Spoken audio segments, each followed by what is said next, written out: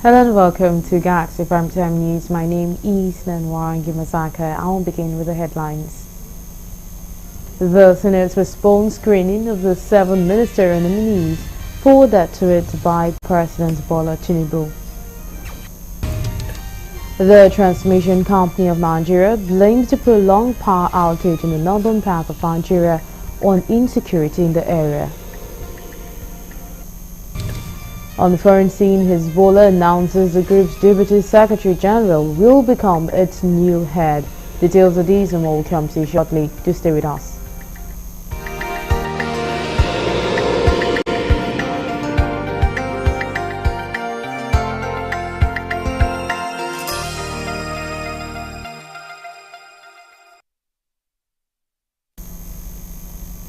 And now the news in full. President Bola Tinubu has launched the 2025 Armed Forces Remembrance Day emblem and appeal fund. He performed the brief ceremony at the council chambers of the State House on Tuesday, where he seized the opportunity to commend the armed forces for their roles as the first line of defense in protecting the country. The president specifically highlighted the roles played by the military in combating all threats to national security. According to Tinubu, it will be impossible to promote peace and development without security. Hence, the patriotic commitment of the armed forces to Nigeria's unity, stability and progress remains invaluable. Of the Federation, Secretary to the Government, all service chiefs here present, National Security Advisor, Chief of Defense Staff, other service chiefs, doing of diplomatic corps, senior government officials here present, distinguished ladies and gentlemen. It's another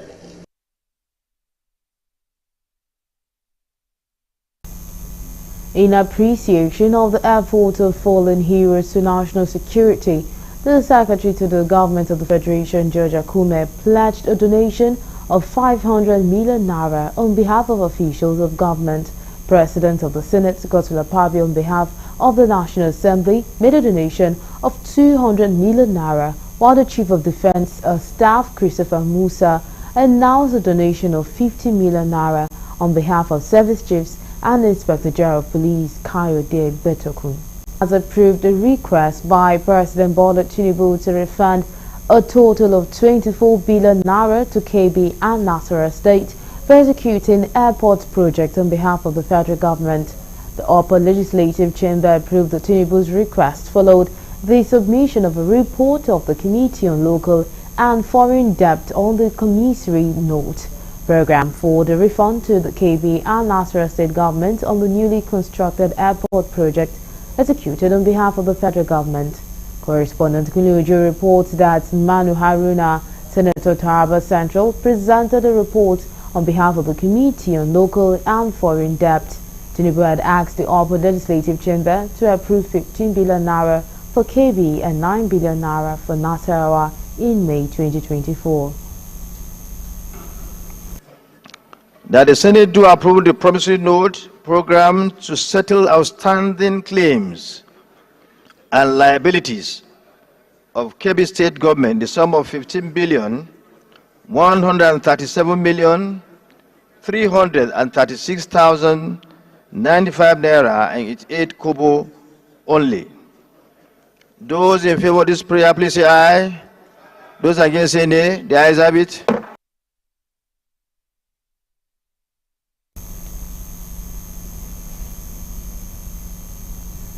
The Senate on Tuesday postponed screening and possible confirmation of appointment of 7 ministerial nominees forwarded to it last week by President Bola Tinubu.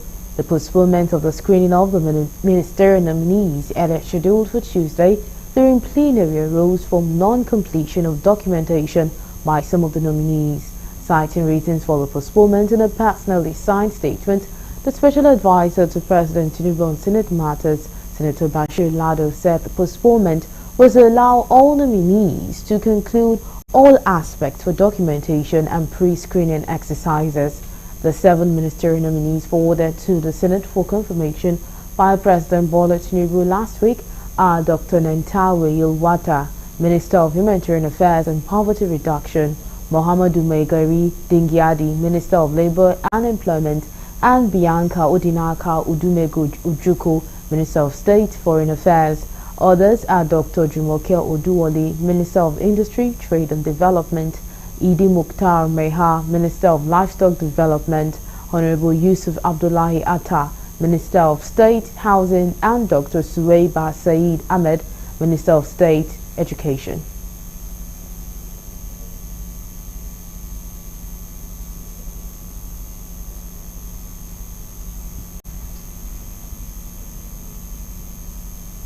In response to the ongoing insurgency disrupting power supply in northern Nigeria, Deputy Senate President Barau Jibrin has confirmed that security agencies are preparing to take decisive actions against insurgents hindering the repair of critical power lines.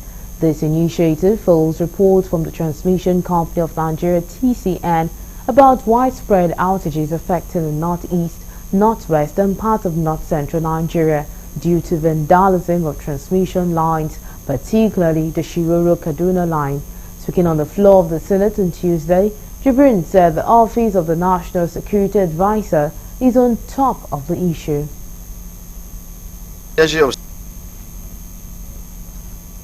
Meanwhile, the House of Representatives has passed for a second reading a bill to amend the Banks and Other Financial Institutions Act, BOFIA 2020, aimed at protecting victims of fraudulent withdrawals from their account. Leading the debate on the House floor, Honorable Moses Oluwatoyin Fayinka highlighted the significant rise in bank fraud and authorized withdrawals in Nigeria. He noted that about 201,801 cases of fraud were reported in 2022 and 48,703 in 2023, with many incidents going unreported, resulting in billions of naira in losses for bank customers. Fayinka and some other lawmakers emphasized that the proposed amendment will address these issues and provide better protection for bank customers. In essence, what this bill is meant to address is, let me give a brief example. My very self is a customer of Bank A, and my money has been removed unconstitutionally without my authorization. Upon noticing of this, I went straight to my Bank A to report. My Bank A confirmed that XYZ amount of money has been removed from my account. I requested from my banker to let me know who did that withdrawal. Unfortunately, my bank told me they could not tell me the identity, that I should go to police station. This is a very important bill to Nigerians, particularly now that we have an online banking system dominating the financial institutions. Almost on daily basis, we used to neglect it because, or ignore it, because it's a negligible amount.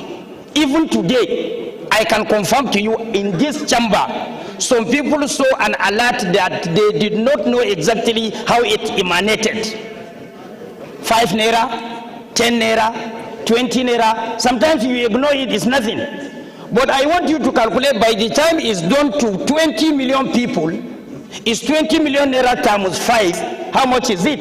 Speaker, as you rightly said, we are all victims of this, and only extreme fines, as stated by Honorable Jaha, will put the commercial banks who make a lot of profit in line. The burden should not be on the Nigerian consumer, regardless of his status. It should be on the bank. I believe NDIC insures deposits.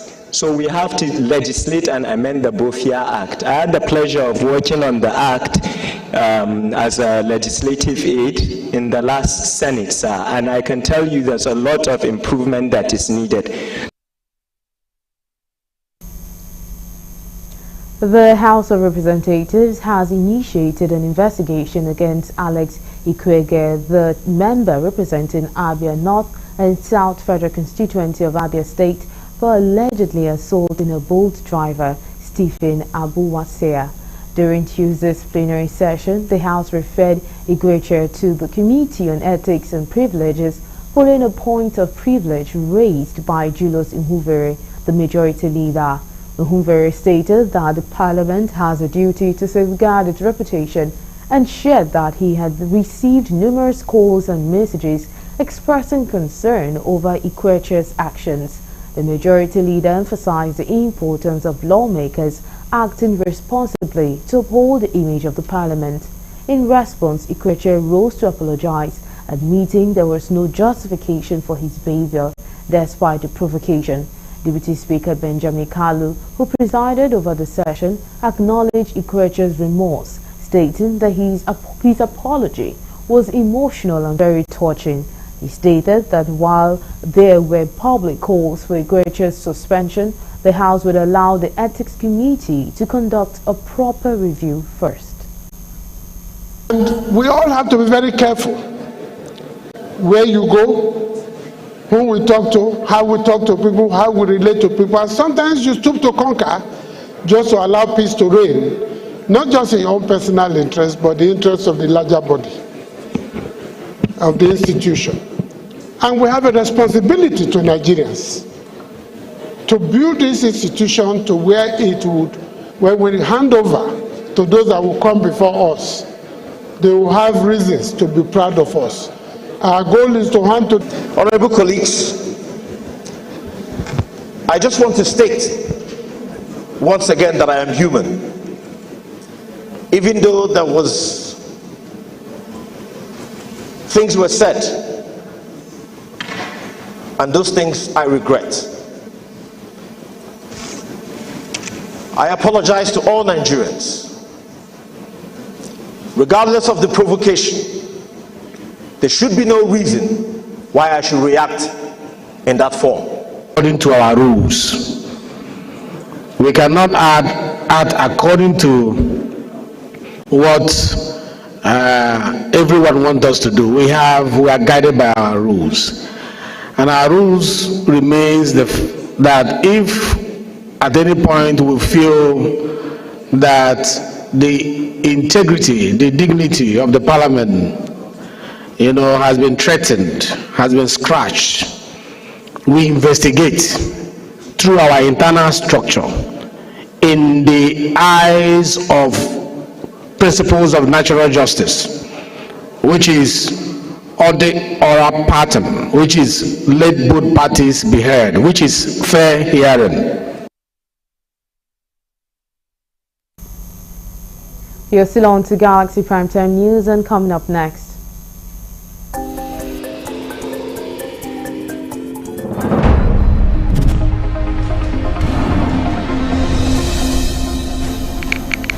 The Nigerian Bar Association condemns the current economic hardship ravaging Nigeria. These and more will come to you shortly. Just stay with us.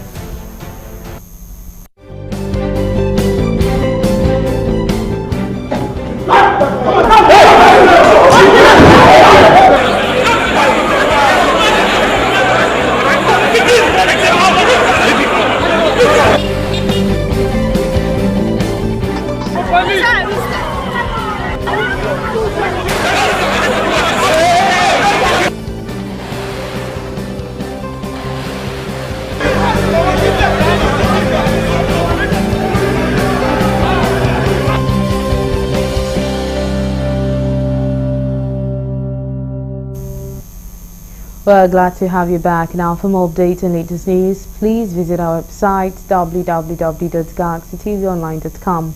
Connect with us on our X handle at Galaxy TV. Subscribe to our YouTube channel, youtube.com/GalaxyTVNews. You can follow and interact with us on our Facebook and Instagram page at Galaxy TV. Our social media platforms are user-friendly and can always accommodate your live updates and comment, as you can easily scan our IG QR code.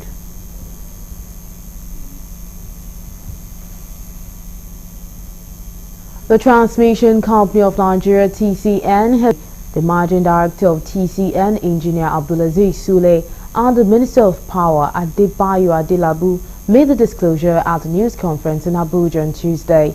Correspondent Hilojo completes the story.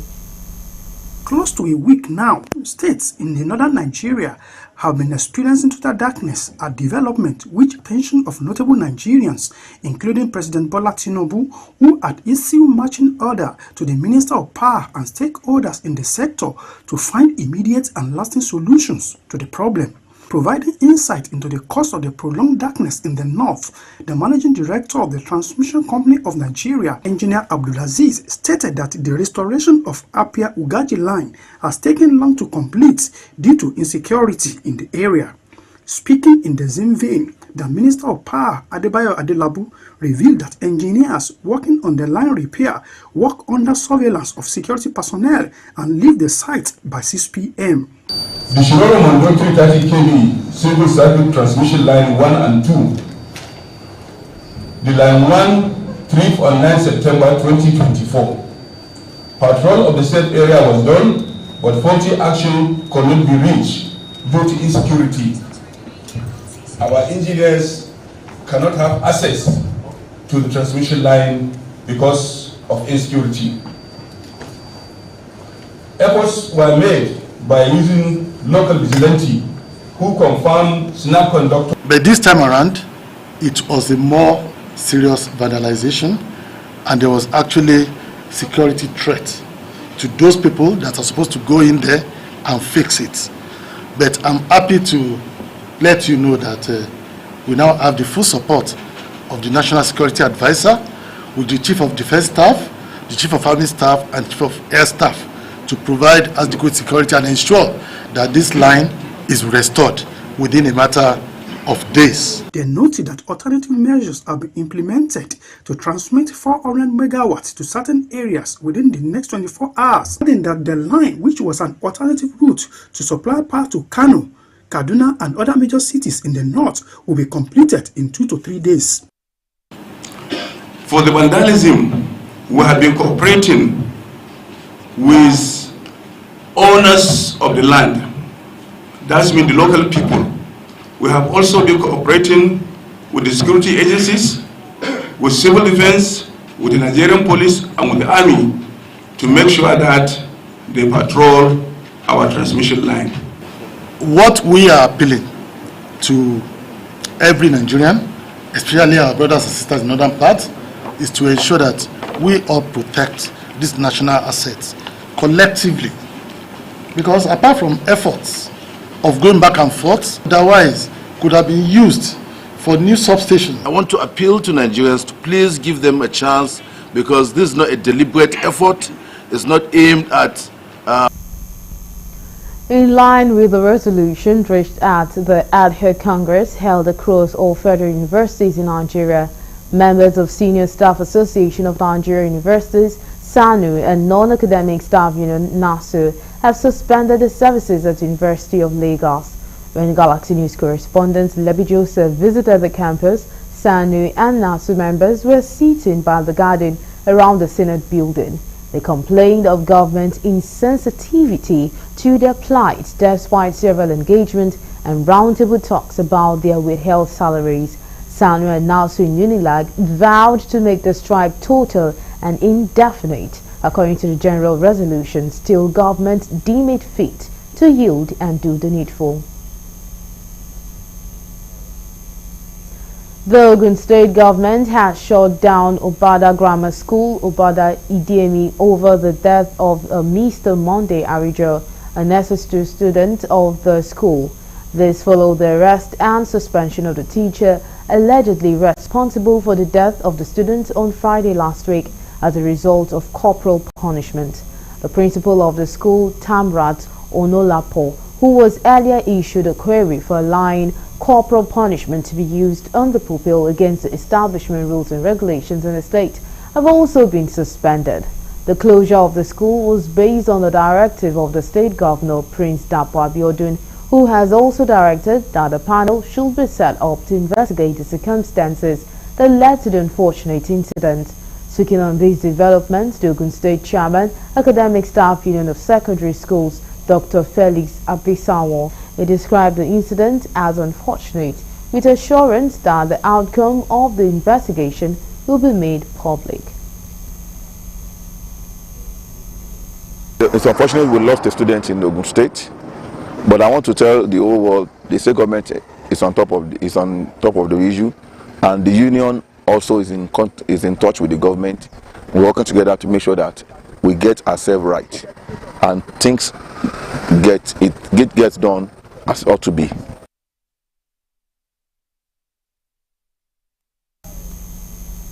Traditional rulers from Enugu Council of the Traditional Rulers and members of the Enugu State Executive Council have paid a condolence visit to the family of the late musician Okezi, coming barely 24 hours after the killer call was arraigned at the Enugu Magistrate Court. Correspondent Daily Faso has more. The visit by members of the Enugu State Executive Council and Traditional Rulers, led by the Commissioner for Gender Affairs and Social Development, Ms. Ngozi Eni, of the deceased to university level.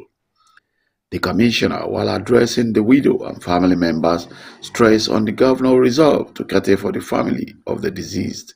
On behalf of Enugu State Government, under the leadership of His Excellency Barrister Peter Ndubisemba and his amiable wife, Her Excellency Mrs. Nkechi Neremba, we are here to promise you that the government of Enugu State had already awarded scholarship to your children from now till they finish university. We are also here to tell your people and your husband's people that whatever that is your concern and your welfare is now the responsibility of Enugu State Government. That will make sure that you're well taken care of and the impact of your husband's death will be cushioned. It will be recalled that the inspector was on Monday arraigned at the Enugu Magistrate Court after being dismissed from service by the Nigerian police. From Enugu State, Daily Faso reporting for Galaxy TV News. The Anambra Police Command has refuted a report in some section of the media that the killing of 5 persons, which left 3 others injured at Ifite community in Awka, was targeted at a religious group. This was made known by the police public relations officer, Anambra Police Command Ikenga Tochukwu, while speaking with our correspondent at the Police Command headquarters in Awka. The report. Speaking on the stand of the command, the Anambra police spokesperson said the killings by gunmen has nothing to do with ethnicity as they work to bring perpetrators to book. We want to state categorically that it is not targeted to any ethnic or religious group. The command got hold of this information about this periodical shooting when the people in the area alerted the police about the evil plan of these armed men in that area. We don't want to join issues with any ethnic group or religious group, but we remain focused in our investigation to make sure that the persons involved in these dastardly acts. He expressed the condolences of the command to the families of the deceased while promising them justice. We also want to use this opportunity to sympathize with the families of the deceased and assure them that unlike other murder-related incidents that we have recorded in the state and the suspects we are arrested, we must surely make sure that we leave no stone. Recall that a video circulated online before last week's killing around the Anambra State University attributing the killing to ethnicity before today's statement by the police. From Anambra State, Daily Faso reporting for Galaxy TV News. Troops of the 6th Brigade Nigerian Army, Jalingo in Taraba State, busted a kidnap syndicate and arrested 3 suspects in a targeted operation to curb criminal activities in the state. In a statement released by the Acting Assistant Director, 6th Brigade Army Public Relations, Captain Oni, the troops from the 6th Brigade and Sector 3 Operation Rollstroke during the operation successfully dismantled the notorious kidnapping syndicate that had been terrorizing Jalingo and Lao local government areas.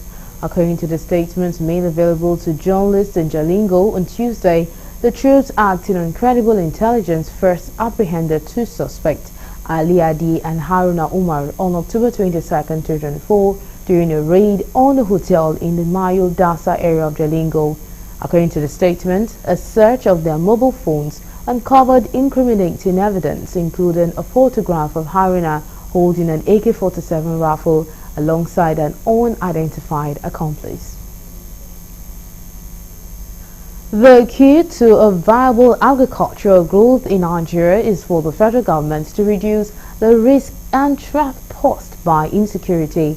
This was made known by the Edo State Governor Godwin Obaseki during the commissioning of Edo State College of Agriculture, which is an agriculture-based institution to train youth. Addressing the gathering after the commissioning by one-time Governor Loki Igbenedion, Governor Obaseki harped on the need to secure the country for improved agricultural growth. On his part, the keynote speaker said the agricultural institution will play a key role in the training of students in Edo State. Key is that government must ensure that they de-risk agriculture. Following the arrest of a federal lawmaker, Alex Ikweje, who assaulted a ride-hauling driver, Stephen Ubotea, the National Assembly has been advised to institute an impartial investigation and ensure that justice is served. The National Association of Sea Dog made the call during a protest at the frontage of the National Assembly in Abuja on Tuesday. The group, which wielded placards with various inscriptions to deride their lawmaker, also called for prosecution of the lawmaker if found guilty. Speaking on behalf of the group, Victor Ikikwoko described the actions of the lawmaker as distasteful and fall short of the ethical conduct of federal lawmaker, on this calling for peaceful corporate protest, legal action upon completion of the investigation. Recalling member representing Abia North and South Federal Constituency, seen in a viral video on social media threatening to make Hoyon driver disappear without trace, while landing slaps on him when he asked for payment for the services rendered. Peaceful protest relating to the matter of assault between Honorable Alex Mascot Ikweche and Mr. Steve, the boat driver, whom he assaulted. I'm sure you would have seen the videos making the rounds, and we are not unmindful of the fact that it's in the news now that the honourable member has been arrested and the matter is being investigated.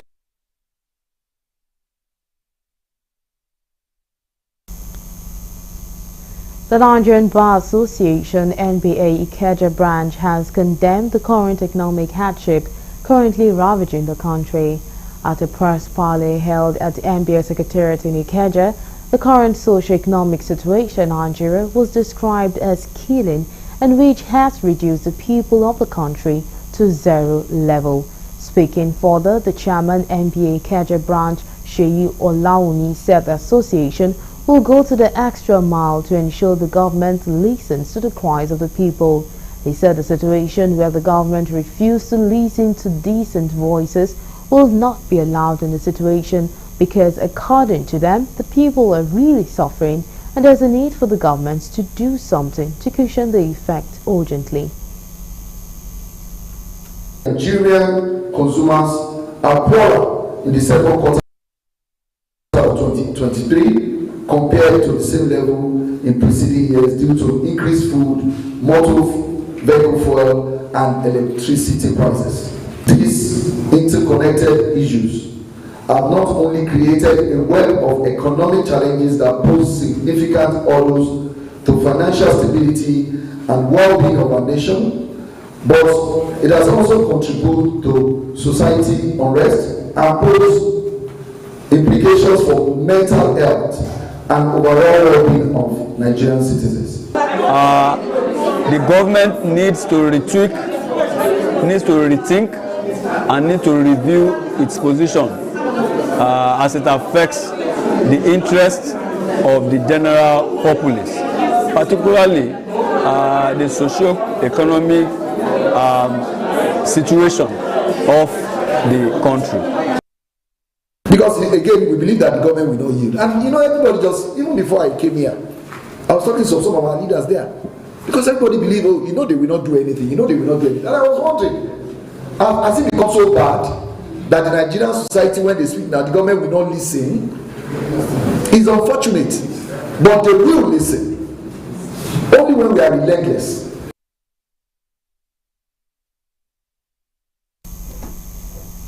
Benue State in the last 8 years have not enjoyed the best of roads, with many in deplorable conditions. Some of the roads which got rehabilitated has fast given way to a long stretch of potholes, becoming a death trap and hotbed for criminal elements.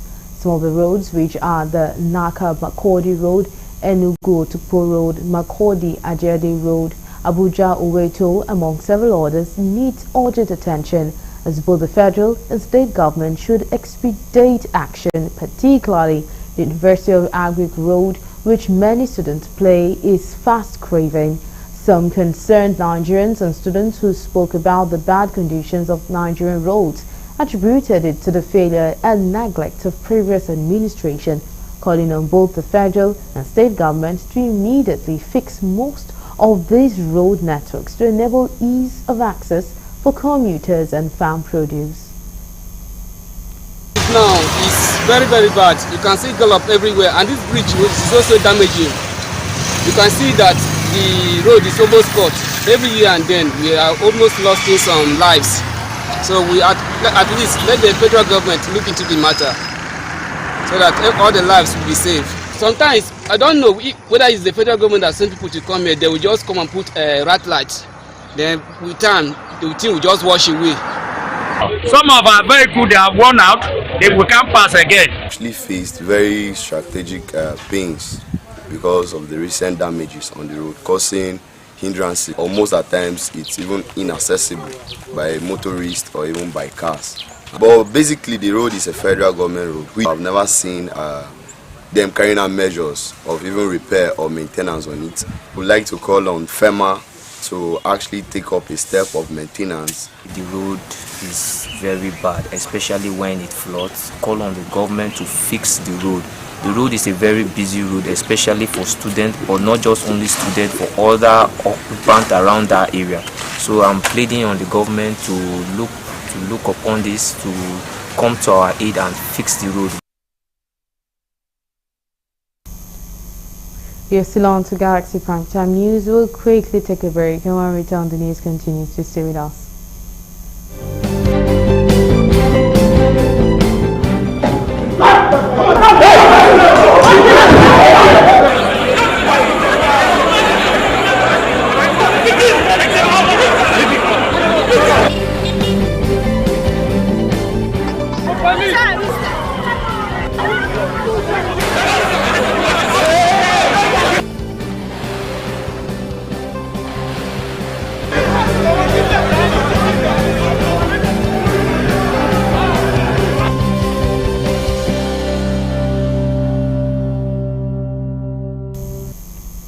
We're glad to have you back.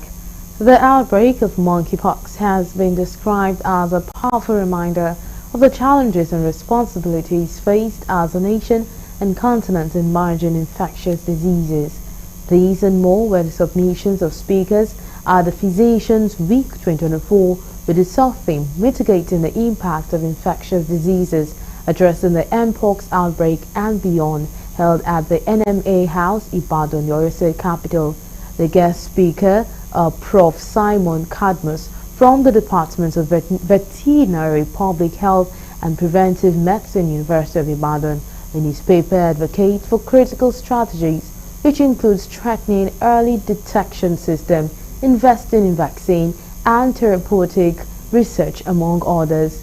He also charged all stakeholders to take the awareness and sensitization of monkeypox effect to the grassroots to avoid its devastating effects to humans. Earlier in his welcome address, the Nigerian Medical Association chairman in the state, Dr. Happy Adedapo, stressed NMA will implement outcomes from the scientific conference and partner government and relevant stakeholders to push the campaign to citizens. People should be empowered at the grassroots, at all levels, they should be empowered to know about this disease. What are the causes of this disease? What are the symptoms? And when they see it, what should they do? Because we know in this part of the world, people are not aware of the problems they are facing. They are not aware of this disease.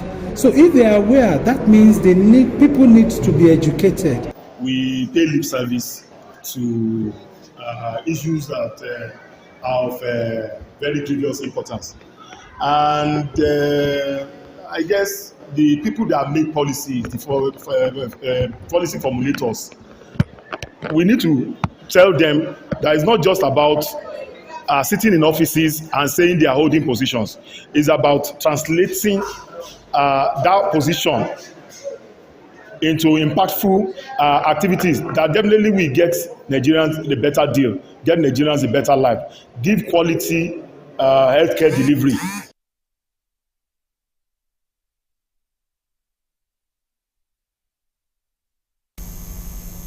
And I'll move over to the foreign desk for more news.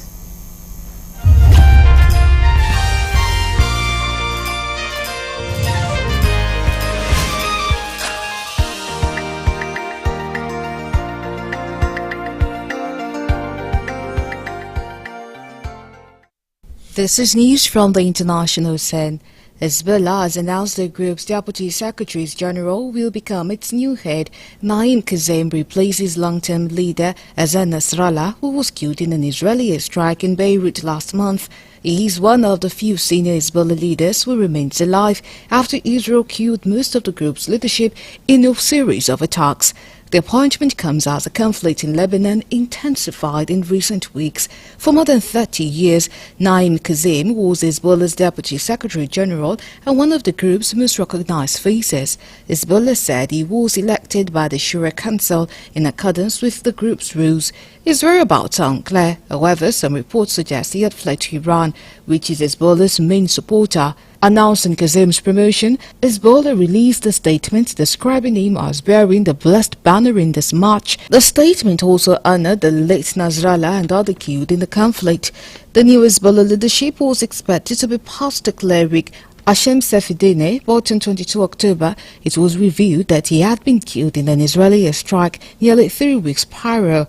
Israel has carried out airstrikes across Lebanon in recent weeks, targeting what it says are Hezbollah's operatives, infrastructure and weapons. At least 60 people have been killed in Israeli attack on Lebanon's eastern Bekaa Valley, the Lebanese Health Ministry said. 2 children were among those killed in the strikes, which targeted 16 areas in the Baalbek region, officials said. The ministry said 58 people were wounded, and rescue efforts were still underway in the valley, which is Hezbollah's stronghold. The Israeli military has not yet commented. Israel has carried out thousands of airstrikes across Lebanon over the past 5 weeks, targeting what it says are Hezbollah's operatives, infrastructure and weapons. Governor Bachir Koder called the attacks the most violent in the area since Israel escalated the conflict against Hezbollah last month. Unverified video posted on social media showed damage to buildings and forest ablaze as rescuers searched for the injured. In the town of Budai, videos on social media appear to show residents pleading for heavy equipment to be sent to help rescue people believed to be trapped.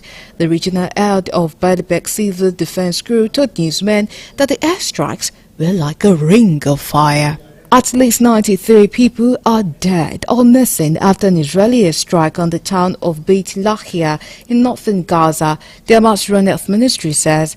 Rescuers said a 5-story residential building was hit, and videos on social media showed bodies covered in blankets on the floor.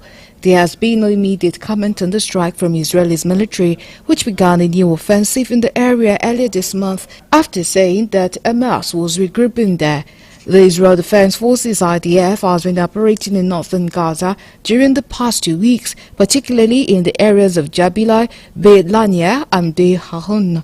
The director of the nearby Kamal Adwan Hospital in Jabalia, Usman Abu Safia, told newsmen that children was being treated at the hospital, which is struggling to treat patients due to lack of staff and medicines. there is nothing left in the Kamal Adwan Hospital except for state materials after the army arrested their medical team and workers, Abu Safia said. The IDF raided the hospital last week, saying it was being used by the Hamas fighters. Still on the international scene, South Africa's Foreign Affairs Minister Ronald Lamola hosted his Ukrainian counterpart Andriy Sybiha. A controversial agreement to grant Ukrainian diplomats visa-free access to South Africa has sparked outrage within political circles. South Africa's Home Affairs Minister Leonie Sheribe, who is from a different party of the president, announced the deal on Sunday, terming Ukraine a valued ally. But the presidency has criticized Sheribe for announcing the agreement without formal authorization from President Cyril Ramaphosa. Critics see the deal as an affront to South Africa's long-standing relationship with Russia, though the country has remained neutral on the conflict in Ukraine. The African National Congress ANC has sharply differed with the Democratic Alliance DA, its largest coalition partner, over the country's relationship with Russia. The ANC, which has governed South Africa since the end of apartheid 3 decades ago, lost its majority in May's general election, forcing it into a deal with other political parties. Washington Post owner Jeff Bezos has defended his newspaper's decision to stop making presidential endorsement, saying the move could help improve credibility.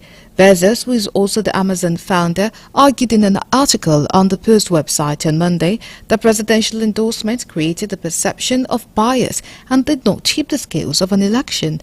The comments followed public scrutiny as well as newspapers' reported loss of thousands of subscribers and the resignation of some editorial staff members. The decision to stop endorsing a presidential candidate, which was announced just days before the election, broke with the custom the Post had generally followed for decades. No undecided voters in Pennsylvania are going to say, "I'm going with newspaper A's endorsement." None. Bezos wrote in the defense of the move, "What presidential endorsements actually do is to create a perception of bias, a perception of non-independence, and in them is a principled decision, and it's the right one," he said. Lastly, on the international scene, former Donald Trump advisor Steve Bannon has been released from prison after spending 4 months behind bars. Bannon, 70, was released from a Danbury, Connecticut correctional facility on Tuesday. Benjamin Akan, a Bureau of Prison spokesman, told newsmen. Bannon, a conservative podcast host who was key to Donald Trump's 2016 presidential campaign, was convicted of 2 counts of contempt of Congress in 2022 for refusing to comply with a congressional subpoena related to a June 6 Capitol riot investigation. According to the New York Times, upon Bannon's release, he said, "If people think American politics have been divisive before, you haven't seen anything." Bannon is expected to host his podcast War Room on Tuesday and hold a press conference in New York City. Before he was sent to jail, Bannon replayed a consistent message of loyalty to Trump and hostility towards Democratic figures. "I'm a political prisoner of Nancy Pelosi. I'm a political prisoner of Merrick Garland. I'm a political prisoner of Joe Biden and the corrupt Biden establishment," he said before going to jail. He promised he would continue to help Trump and his campaign from behind bars. And that's it from the international scene.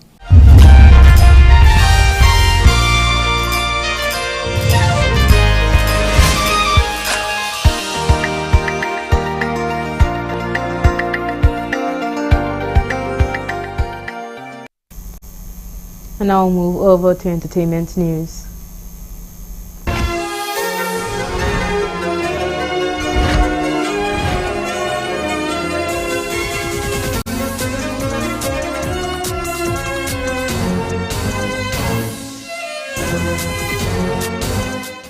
Welcome to Entertainment News. My name is Rose Blossom Moye. Here are the stories for today. Famous musician Burna Boy shares what he tends to do with his strolls weeks after arresting the controversial rapper Speed Darlington. It will be recalled that Speed Darlington went missing weeks ago before it was later revealed that he had been arrested. Burna Boy took to his Instagram page to share his new modus operandi for trolls which criticize him. He lamented that the old rules apparently do not apply anymore and he intends to sue his oppositions and take away their money.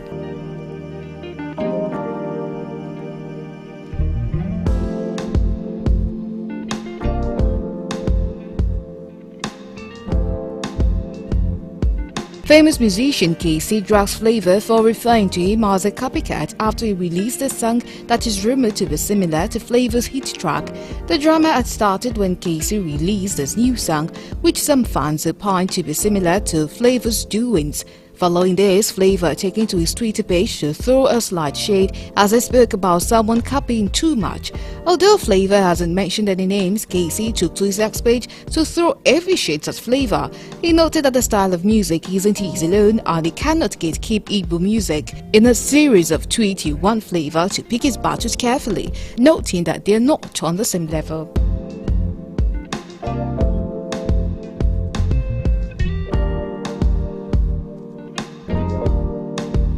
Nigerian politician Nedun Nwoko has raised eyebrows after a video of him querying his wife, Nedun Nwoko, on TikTok Live.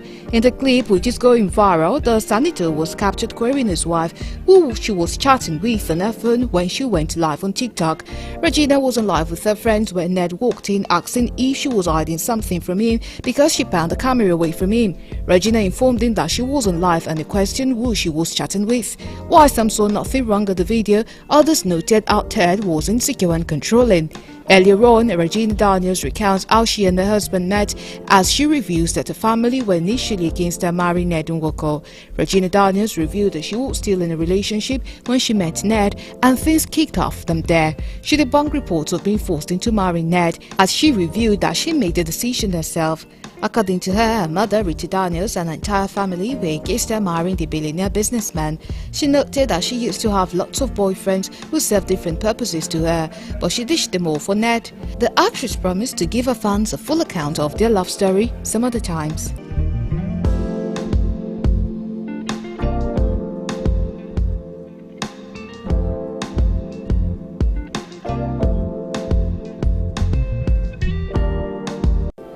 Lastly, on entertainment news, a Nigerian dentist weighs in on the 30 million naira GoFundMe created for the young TikToker Jarvis, who battles a mouth tumor which requires urgent medical attention.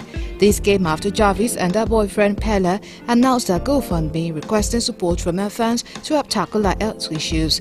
Pella had pleaded with their fans to support them in their little ways for the 30 million naira required to perform the surgery on the TikToker, reacting, rather it costs less than 1% of the required donation to get the surgery done at his center. Corroborating the claim, another user affirmed that it costs twice as much as the dentist stated to get the tumor surgery done at the Lagos State University Teaching Hospital, LASUTH.